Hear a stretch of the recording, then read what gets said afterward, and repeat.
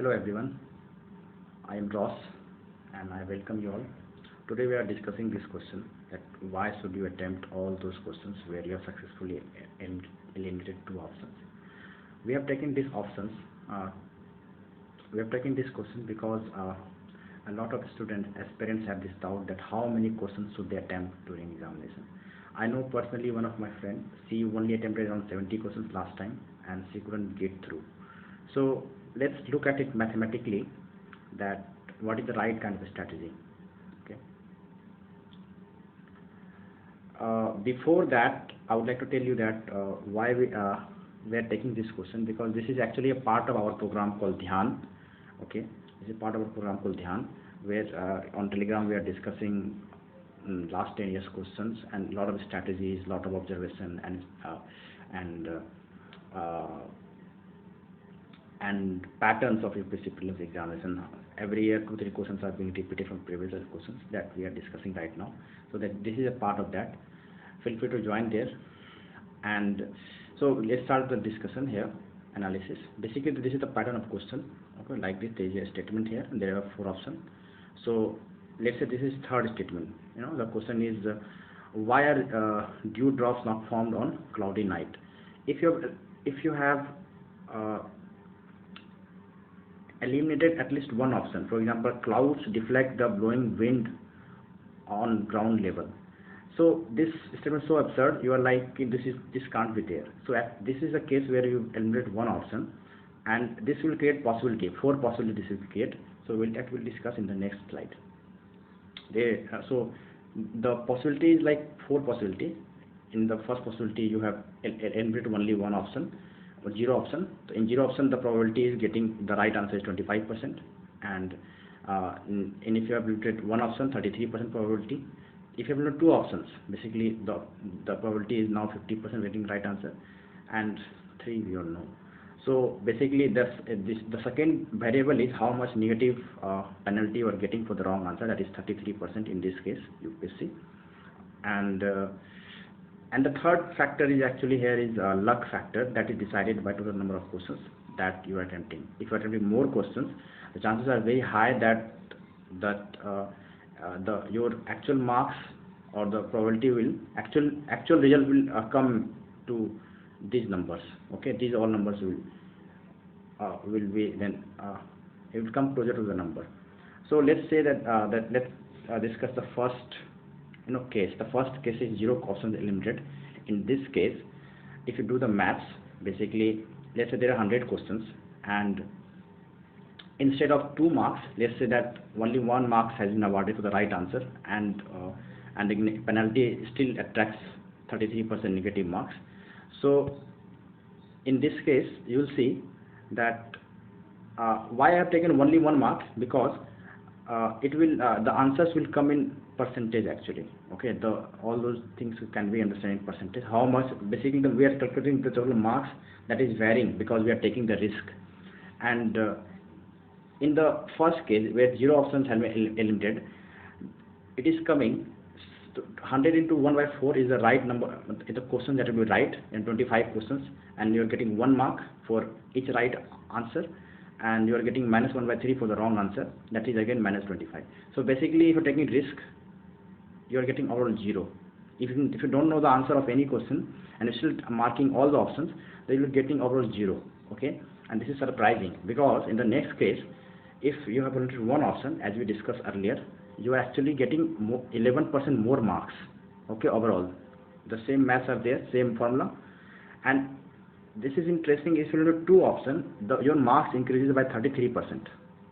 okay, and 3 option you will get whole, you will get whole the overall total marks you will get. So these 2 cases, let me just rub it. Okay, these two cases are the most important case. Okay, here actually the game lies, because the 2 extreme, this one and this one, you are not going to solve. Case 2 and case 3 is what we are mainly interested in, that we will see in the next slide. So if in case 3 you are actually increasing your marks by 33%, in the case 2 you are increasing your marks by 11%.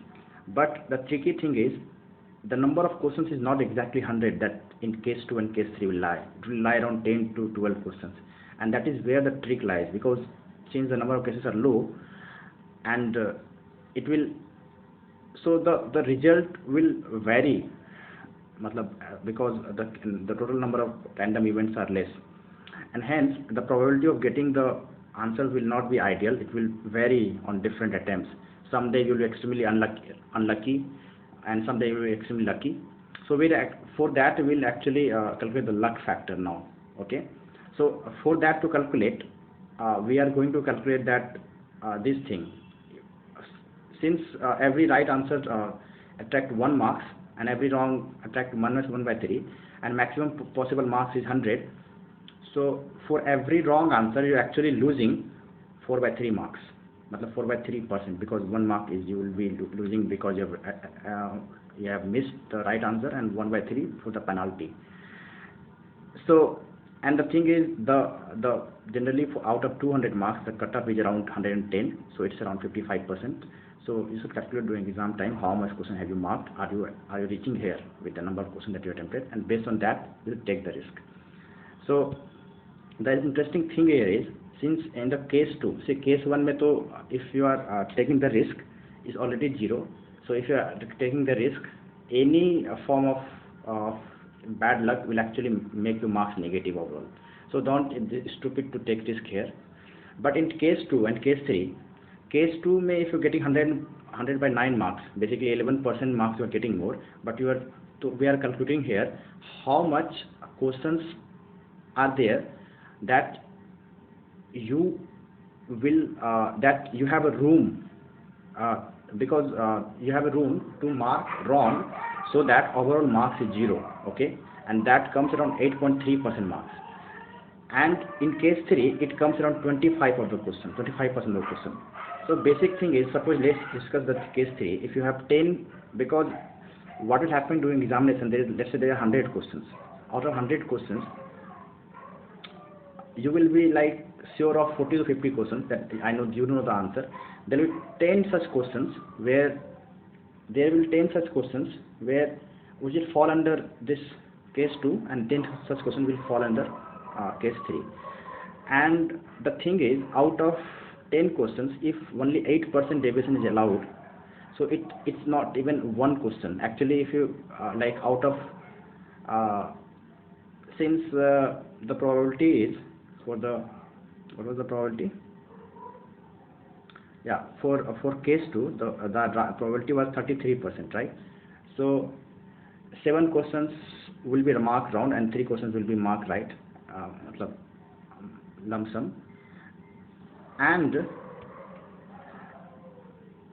if out of 7 you go to 8, your marks will go to negative. Okay, this is the hence it is extremely risky proposition also, because the number of cases are low. But here this is like, if you have limited 2 options, you take the risk.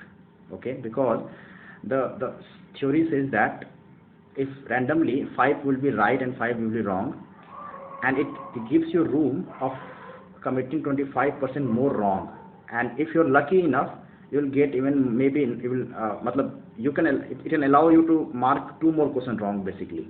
Okay, so you can go to 7 questions wrong and 3 questions right, and that will be net will be still positive.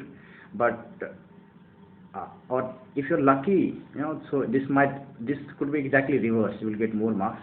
We are only discussing unlucky scenarios, so that so this case, where you have 2 options, you should definitely mark it right.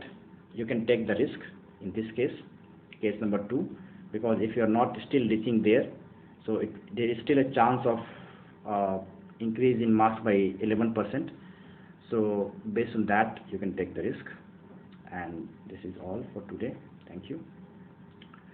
You can if you really like this analysis, you can subscribe to my channel, and you can share with the people who are writing 221 prelims, so that they also benefit from this analysis and they can make the right kind of strategy.